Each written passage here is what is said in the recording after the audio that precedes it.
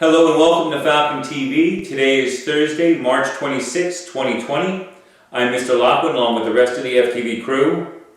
Today we continue our look at what the community is doing to help others. Community is big, seeing that today would have also been the National Honor Society inductions for the new members. Now, because of the situation, obviously the event has been postponed for now, but congratulations to all the members. And we will find out more and let you know more as more develops with everything that is going on. But again, congratulations to all of you. Today for Women's History, we look at Juliet Gordon-Low. She helped to bring the cookies that all of us love so very much into our lives, being the founder of the Girl Scouts. But more so than that, she was a philanthropist and an educator. And she said, "The work of today is the history of tomorrow, and we are its makers." Timely words that are still something to resonate by. Now we go over to Sarah Gettings with more stories on what's being done locally to help the community. Thank you, Mr. Lockwood. Shelter in place is tough for all of us, and much of the news is not the most upbeat, especially now. But in times of crisis, people do rise to the occasion and show off what makes us a band of beings. Tough times can bring a community closer together for the greater good. That is certainly the case with the extended family at Marcini's Kitchen in Summers Point. The authentic Italian restaurant located at 12 East Maryland Avenue in Summers Point is preparing and delivering delicious hot meals for free to those in need as a result of restrictions brought about by the coronavirus outbreak. We're all about giving back to our wonderful community, and this is something that we could do, owner Carlo Marcini said. He credited his pizza chef to Michael Connolly, who approached him with the idea for the food giveaway. The Atlantic County Sheriff's Office received a large donation of personal protective equipment to protect officers from COVID-19 here in Mays Landing. A supply of N95 masks, gloves, and protective suits were donated by Ed Ryan, president of the Egg Harbor Township-based Green Life Energy Solutions.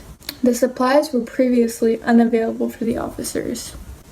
When Governor Phil Murphy ordered the casinos to temporarily close last Monday to help stem the spread of the coronavirus, it left them with an abundance of perishable food. Since the restaurants inside the casinos, such as Gordon Ramsay's Pub and Grill, Guy Fieri's Chop House, and Martirano's were also shut down, and the food would likely spoil, they decided to help the local community. It went to places like the Salvation Army Atlantic City Corps, the Community Food Bank of New Jersey, and the Atlantic City Rescue Mission. And the last delivery of the day, vegetables not fit for human consumption, will go to the Funny Farm Rescue and Sanctuary in Hamilton Township, Atlantic County. The casinos and the restaurants donated thousands of pounds of food. Caesars alone donated over 70,000 pounds of food in 2 weeks. We want to praise all the local civil employees and vendors who are helping out their communities during this crisis. Nice work to all of you.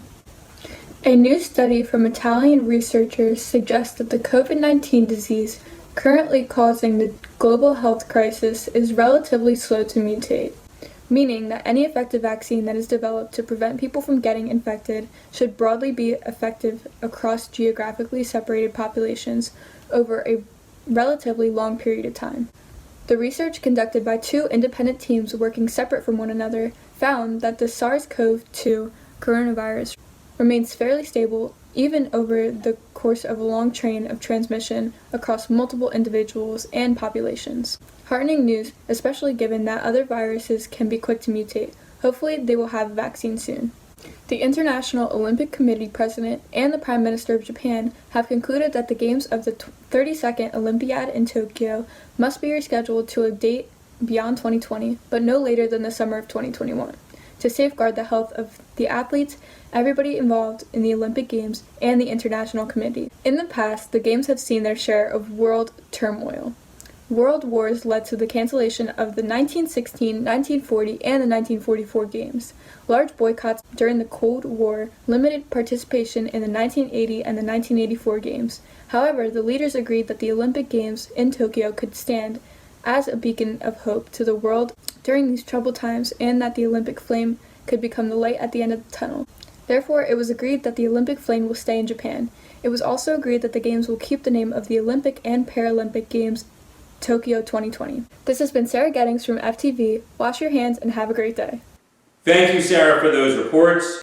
Thank you for watching. That's all we have for Falcon TV today. So for myself and the rest of the crew, thank you for watching. Stay well and stay well informed.